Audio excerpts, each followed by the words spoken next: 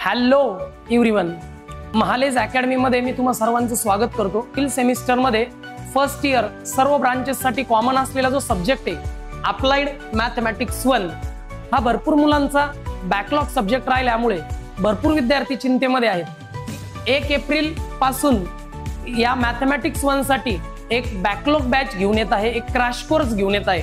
अत्यंत कमी फी मध्ये मी ही बॅच तुमच्या सर्वांकरता घेऊन येत आहे, तेव्हा तुम्ही सर्वांनी नक्कीच ती जॉइन करावी।